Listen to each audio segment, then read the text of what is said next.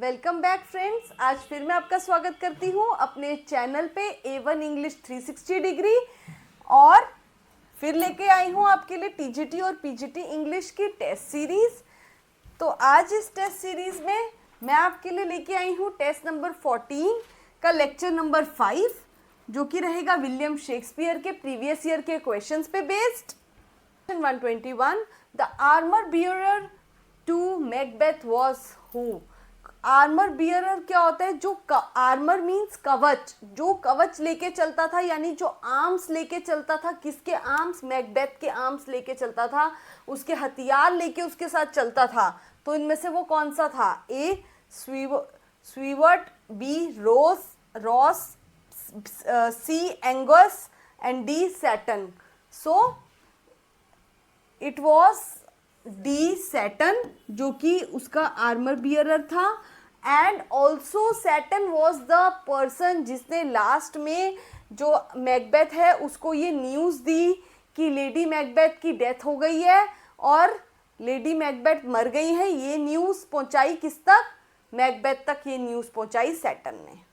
So he was the armour bearer, और वो ये लास्ट में ये न्यूज़ लेके किसके पास जाता है? मैकबेथ के पास, about the death of Lady Macbeth। ठीक है,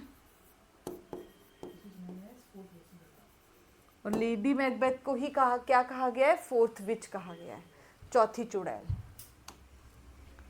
question 122 the total number of poems in Shakespeare sonnets is. Total number of poems कितनी थी शेक्सपियर के सोनेट्स में?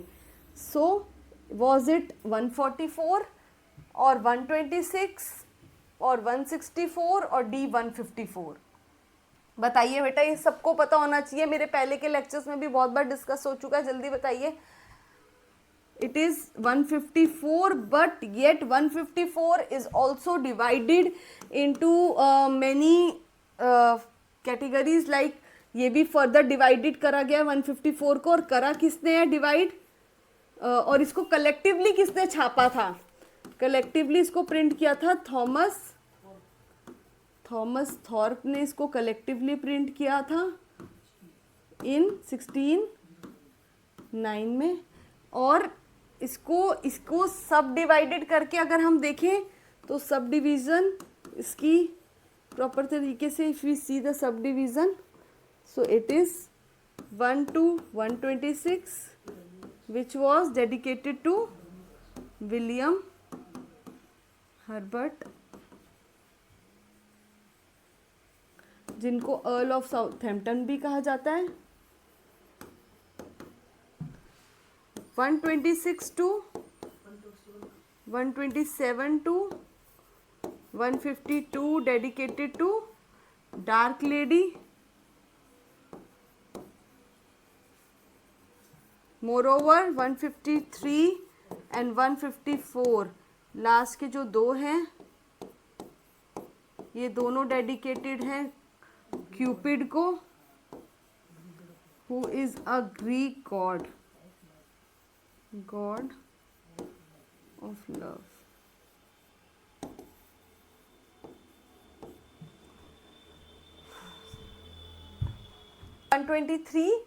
The relationship between Othello and Iago is an example of what? Othello and Iago के बीच में जो relationship था वो किसको प्रदर्शित करता है? ए इन्वर्जन के नियम को, बी आयरनी को, सी इन्यूंडो को, या डी इन्वेक्टिव को। सो बेसिकली ओथेलो जो था वो प्ले में हीरो था, प्रोटोगेनिस्ट था, और इयागो कौन था? Iago was the villain of the villain था, वो स्टोरी का विलेन, यानी कि एक जो कल्प्रिट था जिसने क्या किया था? डिस्टेंस पैदा किया था ओथेलो और उसकी वाइफ के बीच में, और इसने जो ट्रिक प्ले की थी उसके वजह से ओथेलो और उसकी वाइफ के बीच में बहुत डिफरेंसेस हो गए थे। So he acted as a villain. So villain का रोल इसने किया था। सो ही विलेन और हीरो के बीच में किस तरीके का रिलेशन होता है? इन्वर्जन का। सो आंसर विल बी ए।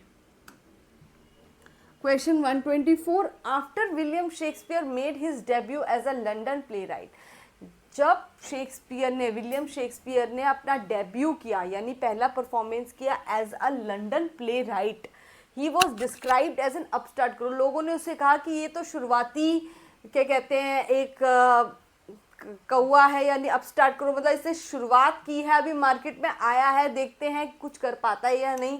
इस तरीके के कमेंट्स लोगों ने किए थे शेक्सपियर के लिए. But he did very well, he did a lot for us.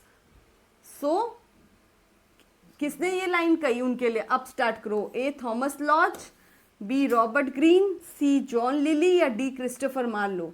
It is Robert Greene who called William Shakespeare an upstart crow. Question 125. In which play by William Shakespeare do we find widowed queens questioning the assumptions of male politics? So ऐसा कौन सा था William Shakespeare का play जिसमें विधवा औरत जो है, विधवा औरतें क्या कर रही है, क्वेश्चन कर रही है मेल्स की सत्ता पे कि मेल डोमिनेंट सोसाइटी क्यों है, why there is the rule of male. So it was A. Henry VI or Henry VIII, C. Richard II or D. Richard III. So it was Richard III. और इस play को, Richard third play को एक और नाम दिया जाता है रॉयल क्रिमिनल. इस Richard third is also said as royal criminal.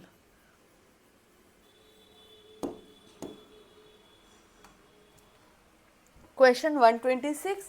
Ripeness is all occurs in what?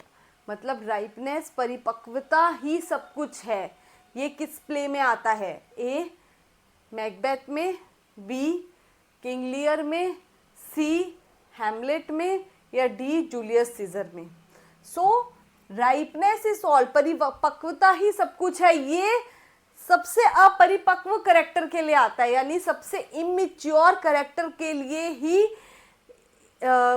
सबसे इमेच्योर करेक्टर है किंग लियर, और उसी के प्ले के लिए बोला जाता है कि उसका प्ले को बोला जाता है राइपनेस इज ऑल. सो इससे हम ये याद रख सकते हैं कि जिसमें किंग लियर है, सबसे इमेच्योर करेक्टर है, उसी प्ले को कहा गया है ripeness is all. So you can remember कि जो सबसे अपरिपक्व है उसके लिए राइपनेस यानी कि परिपक्वता ही सब कुछ है, ये कहा गया है. So he is an most immature, सबसे ज्यादा इमेच्योर पर्सन होता है ये. और ये लाइन इनके लिए राइपनेस इज ऑल किसने कही है? एडगर ने. Question 127. The Globe Theatre got opened in which year? A. 1585, B. 1593, C. 1599 and D. 1603. It is 1599. Globe Theatre got opened in 1599 and it was burned down. ये जल गए थे. It was burned down during performance of Henry VIII. During performance of Henry VIII. Henry VIII in 1613.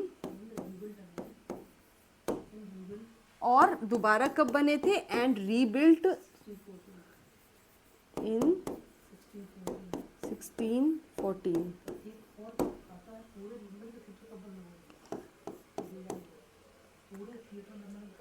And there was an important thing कि पूरे London में सारे theatres कब बंद हो गए थे? All the theatres were shut down. So all the theaters were shut down in London in 1642. Shutdown of all theaters. और जब ये सारे थिएटर्स शट डाउन हो गए थे एक बार को, फिर दोबारा ये सारे थिएटर्स खुले थे. कब खुले थे? in 1616 all were reopened after 18 years. 18 years after, 18 साल बाद सारे थिएटर्स ओपन हो गए थे. Question 128. His life was gentle and the elements so mixed in him that nature might stand up and say to all the world, this was a man. Who is the speaker and about whom is this spoken? So ये line का speaker कौन है, ये lines बोली किसने और किसके बारे में बोली है. That his life was gentle and the elements so mixed in him, कि उसकी लाइफ बहुत जेंटल थी और कुछ एलिमेंट्स थे उसमें जो मिक्स थे. Nature that might stand up and say to all the world, this was a man. ये लाइन बोली थी मार्क एंटोनी ने. किसके लिए बोली थी? बोली थी ब्रूटस से. To set to, he said these lines, Mark Antony ने ये लाइन बोली थी ब्रूटस से, टू ब्रूटस. बट बोली किसके बारे में थी? जूलियस सीजर के बारे में, कि he is the most gentleman mixed with the elements and he is the person known to the, this was a man known say to hold the world. मतलब पूरे वर्ल्ड को ऐसा आदमी नहीं मिल सकता. Question 129. Sexual possessiveness is the theme of Shakespeare's what? Sexual possessiveness यानी कि अपने क्या कहते हैं, जिससे भी उन्हें जो लवर था उनका, इस स्टोरी में लवर को लेके कि किसी और के साथ ना देखकर सेक्सुअल पोजेसिवनेस का बिहेवियर दिखाना, ये किस स्टोरी में है? A Coriolanus, B Julius Caesar, C Henry fourth part 1, D midnight summer dream. So sexual possessiveness was in midnight summer dream. Midnight summer dream में था. Question 130. William Shakespeare, Julius Caesar, Antonio and Cleopatra and Coriolanus are all based on what? See, मैंने आपको पहले भी पढ़ाया था कि जो विलियम शेक्सपियर के प्लेस थे वो हमने कहाँ से लिए हैं? हॉलिनशेड क्रॉनिकल से भी लिए हैं, प्लूटार्क की लाइफ से भी लिए हैं. सो विलियम शेक्सपियर के जो ये 3 प्ले हैं, यानी कि जूलियस सीजर की बात हो रही है, एंटनी और क्लियोपाट्रा की बात हो रही है, और कॉरियोलोनस की बात हो रही है. These 3 are taken from Plutarch's life. और प्लूटार्क कौन था? He is a Roman author. ये एक रोमन ऑथर थे और इनसे लिया गया है इनको. और हॉलिनशेड क्रॉनिकल से क्या लिया गया था? हिस्टोरिकल प्लेस को.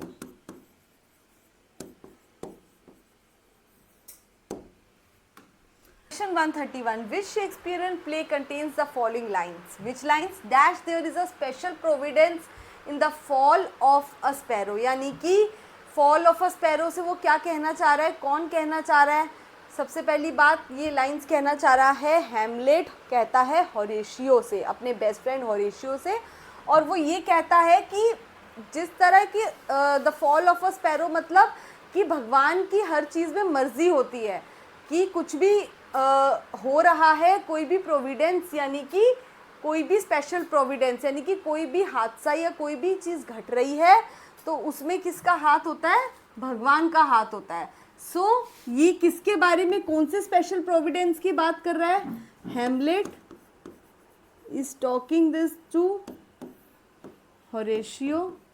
वो होरेशियो से बात कर रहा है, अपने बेस्ट फ्रेंड से, सेट टू होरेशियो. और किस बारे में बात कर रहा है? He is talking about the upcoming fight, जो उसकी लड़ाई होने वाली है, अपकमिंग फाइट विद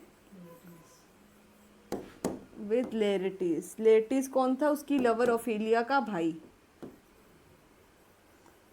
हेमलेट की लवर थी ओफेलिया, उसका भाई था लेटिस, यानी एक तरीके से उसका साला लगा. तो उससे उसकी लड़ाई, अपकमिंग फाइट होने वाली थी. एंड दिस ऑल्सो हेमलेट बताता है अपने दोस्त को कि जो भी होने वाला है उसमें भगवान की मर्जी है, अब जो होगा सो होगा. सो it is said bye Hamlet. Question 132. Which of these plays by Shakespeare does not use cross dressing as a device? इनमें से कौन सा प्ले है शेक्सपियर का जिसमें डिस्गाइज नहीं होती, अपने आप को चेंज नहीं करता कोई भी, एज अ मैन जो है वो वुमेन नहीं बनती, वुमेन मैन नहीं बनती, तो डिस्गाइज नहीं होता, क्रॉस ड्रेसिंग नहीं होती, और सिंपली जो है जो इंसान है वही उसी तरीके से रहता है. सो A As You Like It, B Julius Caesar, C Cymbeline and D Two Gentlemen of Verona. इन सब में जो है इसमें और इसमें क्रॉस ड्रेसिंग होती है, किसी में मैन वुमेन बनती है, वुमेन मैन बनते हैं, और एक ही प्ले है जूलियस सीजर जिसमें क्रॉस ड्रेसिंग नहीं होती. Who among the following gave the happy ending to the play King Lear?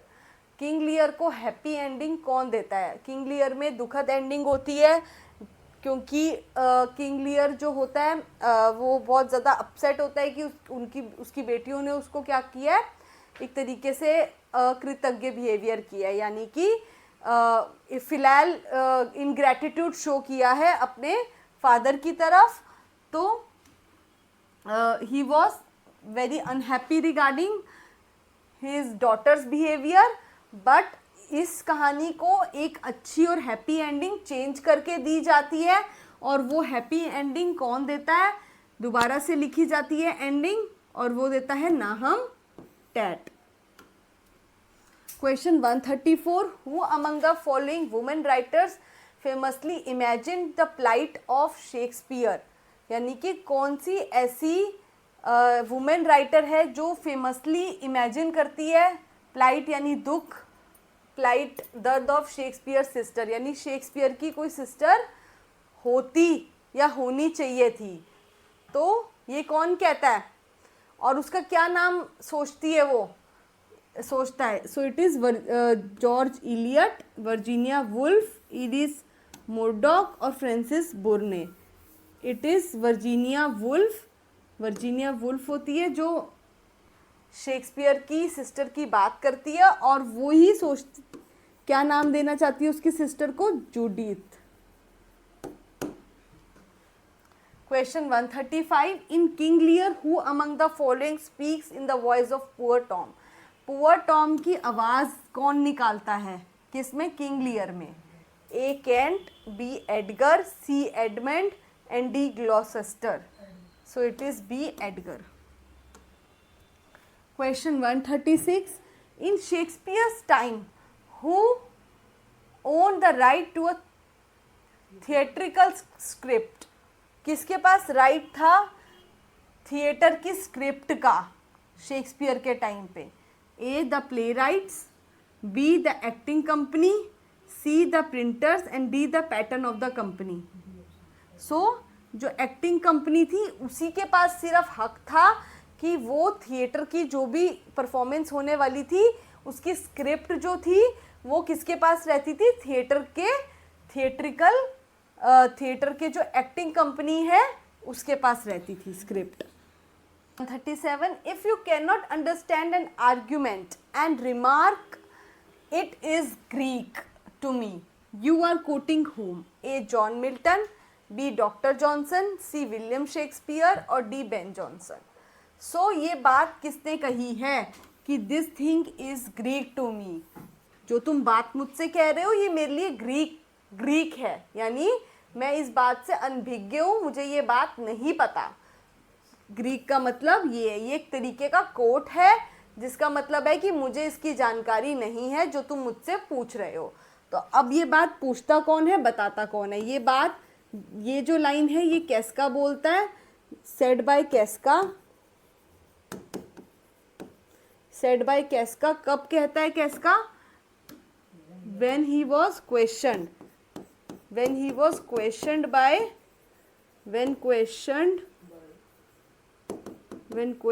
by Cassius. जब कैसियस उससे क्वेश्चन पूछता है, क्या क्वेश्चन? जो भी उससे बात पूछता है उसके आंसर में वो कहता है कि it is Greek to me, यानी मैं इस बात से अनबिग्यू, मुझे इसका आंसर नहीं आता। सो ये किस प्ले में है, ये लाइंस, ये करेक्टर्स हैं जूलियस सीजर। जूलियस सीजर किसका प्ले है, विलियम शेक्सपियर का। Question 138, in King Lear for what reason does Kent assume a disguise. So King Lear में किस रीजन से जो केंट है वो एक डिस्गाइज फॉर्म में रहता है, यानी अपना भेष बदल के राजा के साथ, किंग लियर के साथ भेष बदल के क्यों रहता है, कौन, केंट। क्योंकि किंग लियर जो राजा होता है वो केंट को अपने दरबार से बैनिश कर देता है यानी निकाल देता है, और वो केंट तब भी चाहता है कि मैं अपने राजा की सेवा करूं किंग लियर की, I want to be with him all throughout so. सो वो भेष बदल के किंग लियर के साथ इनडायरेक्ट फॉर्म में रहता है। सो टू, पहले ऑप्शन में से देखते हैं क्या आंसर होगा, to continue to serve King Lear through Lear has banished him, B to spy on the adamant, C to antagonize Gondril and Regan, D to revenge upon Lear for banishing him. So answer is to continue to serve King Lear throughout. Lear has banished him, क्योंकि Lear ने उसको दरबार से निकाल दिया था और उसके बावजूद भी वो कंटिन्यू करना चाहता था अपनी सर्विस किंग लियर के लिए। Question 139, Shakespeare's narrative poem is what. Shakespeare की नरेटिव पोएम कौन सी है इनमें से, A Venus and Adonis, B Hero and Leander, C Romeo and Juliet and D Cymbeline. So Shakespeare की नरेटिव पोएम है वीनस एंड एडोनिस, जो कि कितने लाइन्स की है, 6 लाइन, जिसमें सारे स्टेंजा 6 लाइन स्टेंजा है, और ये एक इमेच्योर बिहेवियर की पोएम है वीनस एंड एडोनिस, जिसमें वीनस बहुत इमेच्योर बिहेवियर करती है, and it is written in 1593। और इस वीनस एंड एडोनिस को मैंने बताया था आपको लेक्चर में कि कहा जाता है शेक्सपियर की पहली उत्तराधिकारी पोएम, यानी first air of invention.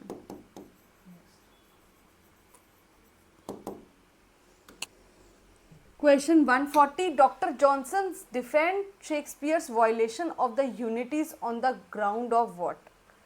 Doctor Johnson है वो शेक्सपियर की वायलेशन करते हैं, किसकी, यूनिटीज़ की, किस ग्राउंड पे वायलेट करते हैं उसकी यूनिटीज़ को, A the writer's freedom, B the writer's limitation, C the rules of drama and D the reader's ability to reconstruct. So it is the reader's ability to reconstruct.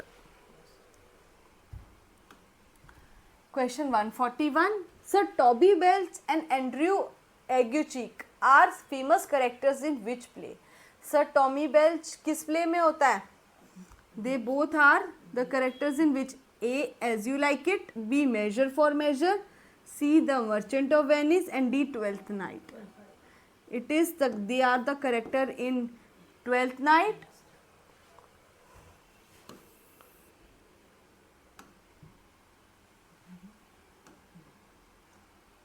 Question 142, kill Claudio.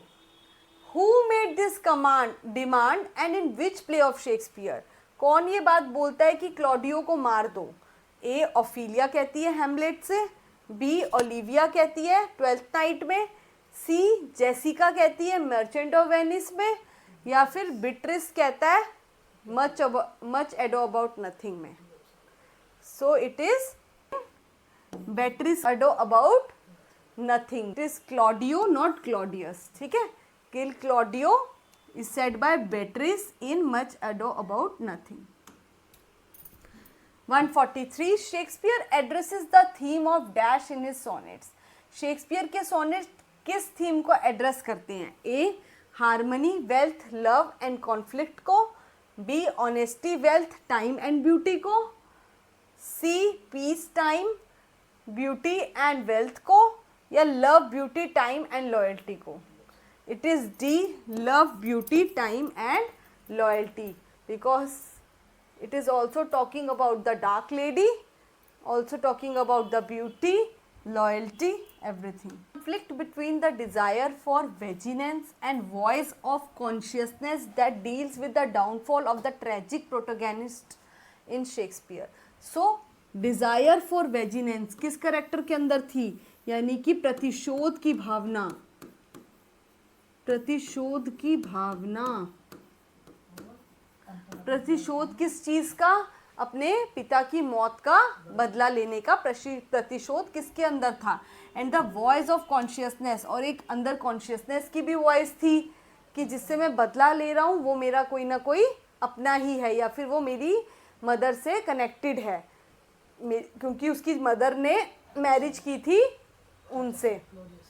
सो कौन था वो? A Hamlet, B Macbeth, C Othello and D Antony and Cleopatra. So he was Hamlet. Hamlet की जो mother थी कौन थी? Gertrude. और इन्होंने शादी की थी क्लॉडियस अंकल से, और उसके अंदर ये कॉन्शियसनेस थी कि क्लॉडियस जो थे उसके चाचा जी थे, बट उसके फादर को किसने मारा था? उसके चाचा जी ने ही मारा था, यानी क्लॉडियस अंकल ने मारा था. सो ही, उसके अंदर एक प्रतिशोध की भावना भी थी, और एक तरफ अपनी मदर की वजह से he was being in the conscious dilemma, consciousness के डिलेमा में वो था कि वेदर ही शुड किल और not. So answer is a. Question 145. In the Tempest, Prospero frees Ariel from the witch Sycorax, but has enslaved whom? So क्या करता है Tempest में? प्रोस्पेरो जो होता है वो फ्री करवा देता है किसको? एरियल को. किसके जाल से? चुड़ैल साइक्रेक्स के जाल में से. बट कैद किसको कर लेता है? ए स्टीफनो, बी बोट्सवेन, सी ट्रैंकोलो और डी कैलिबन. सो प्रोस्पेरो फ्री कर देता है एरियल को, बट प्रोस्पेरो किसको किसको गुलाम बना लेता है? कैलिबन को. From the Mark Antony and Octavius Caesar, who was the member of triumvirate which ruled Roman empire. So triumvirate means तीन का ग्रुप था. तीन, ट्राई मीन्स थ्री, जिसमें तीन रूल कर रहे थे किसको? रोमन एम्पायर को. सो कौन कौन रूल कर रहा था? एक तो मार्क एंटनी रूल कर रहा था, एक ऑक्टिवस सीजर रूल कर रहा था, और तीसरा वो कौन सा बंदा था जो रोमन एम्परर को रूल कर रहा था, रोमन एम्पायर को? A Lepidus, B Enobarbus, B Pompey and D Agrippa. So it is Lepidus. Lepidus था वो तीसरा राजा. 147. Who is referred as Bellona's bridegroom by Ross? So Belona का ब्राइडग्रूम किसको कहा गया है? ए बैंको को, बी मैकडोनल्ड को, सी मैकबेथ को, या डी फिलेंस को. सो बेलोना कौन थी? बेलोना ग्रीक गॉडेस थी. She was the Greek goddess of war. ठीक है, ग्रीक गॉडेस थी वॉर की. एंड और इन्हीं के हस्बैंड को, इन्हीं के ब्राइड ग्रूम को क्या कहा गया है इनमें से? यानी कि जो ये गॉडेस थी, ग्रीक गॉडेस वॉर की, जो बहुत ही मतलब तेजी से लड़ती थी, तो उनका पति भी वैसे ही होगा उनकी तरह तीर लड़ने में. तो इस तरीके का तीर लड़ने वाला कौन सा करेक्टर था? It was one and only Macbeth. Shakespearean character था ये Macbeth. 148. Who was the hope drunk wherein you dressed yourself?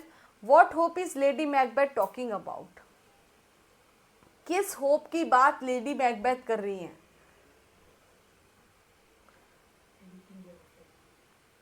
So lady Macbeth is कौन सा होप ड्रंक, यानी कि कौन सी आशा का जाम पीना चाहती हैं, पीने की बात कर रही हैं?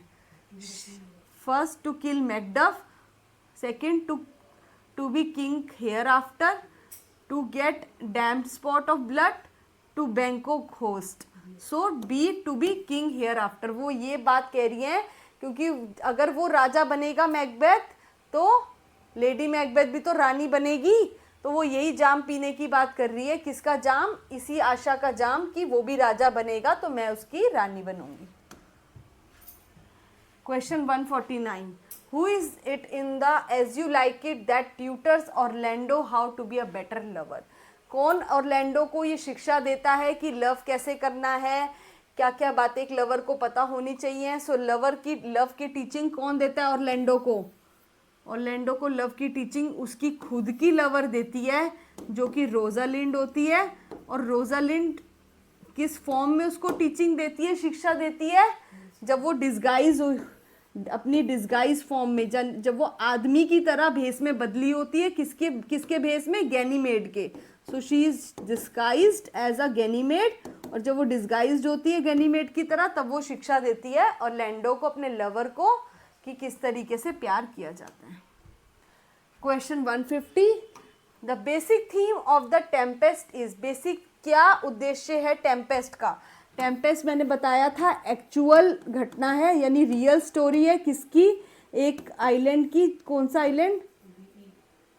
बरमूडा आइलैंड की स्टोरी है। और बरमूडा आइलैंड जो है एक डेजर्टेड आइलैंड है, और शिपरैक की घटना है, यानी एक शिप के टूट के डूबने की घटना है। ठीक है, तो ये इस स्टोरी का क्या उद्देश्य है? A, revenge and freedom, B, freedom, C, revenge, and D, forgiveness and freedom. So इस स्टोरी का बेसिक थीम है फॉरगिवनेस एंड फ्रीडम, यानी माफ़ी देना और आज़ाद कर देना। किसको आज़ाद किया गया इसमें? एरियल को एंड में आज़ाद कर दिया गया, और कैलिबन को भी छोड़ दिया, माफ़ कर दिया प्रोस्पेरो ने अपने भाई एंटोनियो को माफ़ कर दिया, क्योंकि उसने उसको बेदखल कर दिया था। किसको? प्रोस्पेरो को, प्रॉपर्टी से। बट एंड में आके प्रोस्पेरो ने सबको माफ़ कर दिया और आज़ाद कर दिया, एरियल को भी और कैलिबन को भी। So thank you for being with me. You can join me on my YouTube channel, Telegram, Facebook and Instagram, that is A1 English 360 degree.